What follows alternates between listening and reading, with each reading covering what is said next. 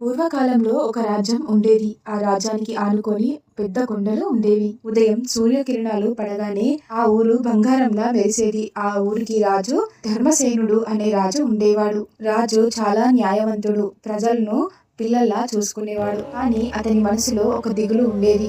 అతనికి సంతానం లేదు. రాజ్యమంతా సుభిక్షంగా ఉన్న రాజ్య భవనం నిశ్శబ్దంగా ఉండేది. ఇక మాఘమాసం ప్రారంభం అయింది. ఆ రోజు రాజు తన రాజమహల్ యొక్క పైకప్పు పైన నిలబడి తూర్పు ముఖాన చూస్తున్నాడు. ఆ వెలుగులో రాజు కళ్ళలో నీళ్లు మెరిశాయి. ఆ వెలుగులో ఈ వెలుగంతా అందరికీ ఇస్తున్నటువంటి సూర్యుడు నాకెందుకు ఇవ్వడం లేదు అని చింతిస్తూ బాధపడ్డాడు. అతని మొహంలో ప్రశాంతత, మాటల్లో తేజస్సు కనిపించింది. అదే రోజు రాజ్యానికి ఒక మహర్షి వచ్చాడు. అప్పుడు రాజు వినయంగా మహర్షికి స్వాగతం పలికాడు. తన బాధను మహర్షికి చెప్పుకున్నాడు. అప్పుడు మహర్షి క్షణం ధ్యానంలోకి వెళ్ళాడు. అప్పుడు మహర్షి ఇలా అన్నాడు, ఈ బాధ ఈ జన్మది కాదు. పూర్వ జన్మలో తెలియక చేసినటువంటి తప్పు వల్ల నీకు సూర్యుని యొక్క అనుగ్రహం దక్కడం లేదు. కానీ ఈ జన్మలో విముక్తి మార్గం ఉంది అని అనగానే రాజు ఉత్సాహంతో ఆ మార్గం ఏమిటి అని ఉత్సాహంతో మహర్షిని అడిగాడు. మహర్షి చిరునవ్వుతో చెప్పాడు, మాఘశుక్ల సప్తమి నాడు సూర్యుడు ఉత్తరాయణ ప్రయాణాన్ని సాక్షాత్తు ప్రకటించే రోజు. నీవు సంపూర్ణ భక్తితో రథసప్తమి వ్రతాన్ని ఆచరించి ఆ రోజు నీవు సూర్యోదయానికన్నా ముందే నిద్రలేచి స్నానం చేసి తలపైన 7 రావి ఆకులను పెట్టుకొని సూర్యుడిని ప్రార్థించాలి. నీ మనసులో ఉన్న కోరికను దాచుకోకుండా కేవలం కృతజ్ఞతతో మాత్రమే ఈ పూజను ఆచరించాలి. రాజు ఆ మాటలు విని ఎంతో ఆశగా నిండిపోయాడు. రోజులు గడిచిపోయాయి. రథసప్తమి రోజు రానే వచ్చింది. ఆ రోజు ఉదయం రాజ్యం మొత్తం ప్రత్యేకమైనటువంటి నిశ్శబ్దంతో మేల్కొంది. పక్షుల కిలకిలలు మామూలు కంటే మధురంగా వినిపించాయి. రాజు తెల్లవారుజామునే నిద్రలేచి నది స్నానం చేసి మనసులో ఉన్న బాధను మొత్తం తొలగించుకున్నాడు. రాజు యొక్క తలపైన 7 రావి ఆకులను పెట్టి తూర్పు దిశగా నిల్చొని ఆకాశంలో ఎర్రటి కాంతితో నిండుతున్నటువంటి సూర్యుడిని చూస్తూ సూర్యుడు ఉదయించబోతున్నాడు. సున్నంగా రాజు కళ్ళు మూసుకొని ఇలా ప్రార్థించాడు, ఓ ప్రభు సూర్యనారాయణ, నా జీవితానికి నువ్వే ఆధారం. ఇవే కాలానికి సాక్షి.